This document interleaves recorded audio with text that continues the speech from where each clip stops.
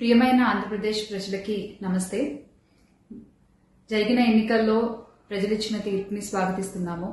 ఖచ్చితంగా ఈ క్షేత్ర స్థాయిలో జరిగినటువంటి ఎన్నికల్లో ప్రజలదే అంతిమ తీర్పు.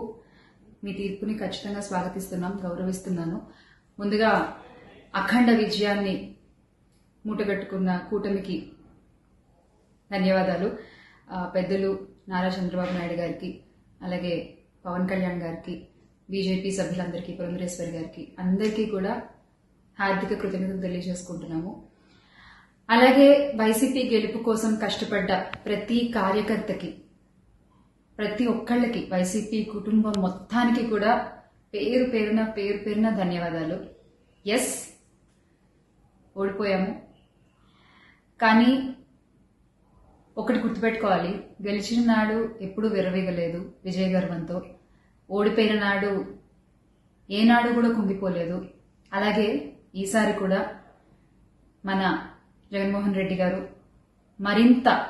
మరింత బలాన్ని పుంజుకుని మళ్ళీ ఖచ్చితంగా మీ అందరి సపోర్ట్తో మనందరం కలిసి జగనన్నతో నడిస్తే ఖచ్చితంగా మళ్ళీ ఒక మంచి ప్రభుత్వంగా మనం ఏర్పాటవుతాము.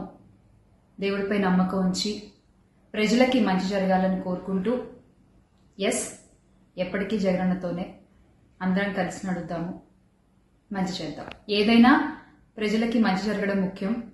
ఈ 5 ఏళ్లు కూడా ఆంధ్రప్రదేశ్కి ఎంత మంచి జరగాలో అంత మంచి జరగాలని మనస్ఫూర్తిగా కోరుకుంటున్నారు. జై వైసీపీ, జై జగన్. థ్రెటనింగ్ కాల్స్ గురించి వచ్చేసరికి, ఎస్, చాలా కాల్స్ వస్తున్నాయి, చాలా బెదిరిస్తున్నారు. ఒక రకమైన భయంగానే ఉంది నాకు కూడా.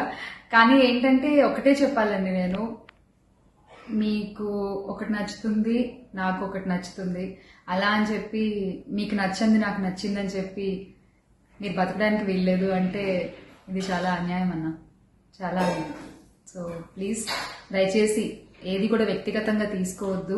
నేను వ్యక్తిగతంగా ఎవరిపైన విమర్శలు చేయలేదు, చెయ్యను కూడా. ఎప్పటికీ నాకు చాలా గౌరవం. ఎవరన్నా కూడా వ్యక్తిగత విమర్శలు ఏవి నేను ఎప్పుడు చేయలేదు, చేయని మళ్ళీ చెప్తున్నాను.